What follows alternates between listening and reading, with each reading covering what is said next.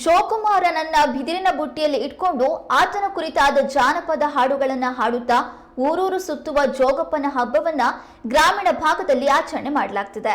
ಜೋಕುಮಾರ ಉತ್ತರ ಕರ್ನಾಟಕದ ಜನಪ್ರಿಯ ದೇವ. ಅವನು ಮಳೆ ಮತ್ತು ಫಲ ಸಮೃದ್ಧಿಗಳ ದೇವತೆ ಎಂದೇ ಹೆಸರುವಾಸಿಯಾಗಿದ್ದಾನೆ. ಅವನ ಹುಟ್ಟಿಗೆ ಸಂಬಂಧಪಟ್ಟಂತೆ ಅನೇಕ ದಂತಕಥೆಗಳು ಹಾಗೂ ಪುರಾಣಗಳಿವೆ. ಜೋಕುಮಾರ ಸಪ್ತರ್ಷಿಗಳ ಶಿಷ್ಯನಾಗಿದ್ದವನು. ಆಗ ಅವನ ಹೆಸರು ಜೋಕ ಅಂತ ಇತ್ತು.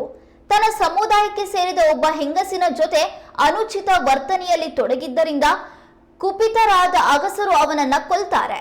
ಅವನ ಸಾವಿನ ನಂತರ ಧಾರಾಕಾರವಾಗಿ ಮಳೆ ಸುರಿಯುತ್ತೆ. ಆದ್ದರಿಂದ ಅನಾವೃಷ್ಟಿಯಿಂದ ಪೀಡಿತರಾದವರು ಹಾಗೂ ಮಕ್ಕಳನ್ನ ಬಯಸುವವರು ಜೋಕುಮಾರನನ್ನ ಪೂಜಿಸ್ತಾರೆ. ಗಣೇಶ ಪ್ರತಿಷ್ಠಾಪಿಸಿದ 4-5 ದಿನಕ್ಕೆ ಎಳೆ ಅಷ್ಟಮಿ ತಿಥಿಯ ಮೂಲ ನಕ್ಷತ್ರದಂದು ಜೋಕುಮಾರ ಜನಿಸ್ತಾನೆ. ಆದ್ದರಿಂದ ಎಳೆ ಅಷ್ಟಮಿ ಬಂದ ನಂತರ ಗಣೇಶನನ್ನ ವಿಸರ್ಜಿಸುವುದು ಒಳ್ಳೆಯದಲ್ಲ ಎಂಬ ನಂಬಿಕೆ ಈಗಲೂ ಕೂಡ ಇದೆ.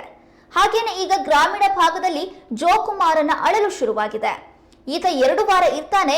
1 ವಾರ ಹುಟ್ಟೋದು, 2ನೇ ವಾರ ತಿಥಿ. ಆದ್ದರಿಂದ ಈ ಸಂದರ್ಭದಲ್ಲಿ ಅಲ್ಲಿ ಯಾವುದೇ ಶುಭ ಕಾರ್ಯ ನಡೆಯೋದಿಲ್ಲ.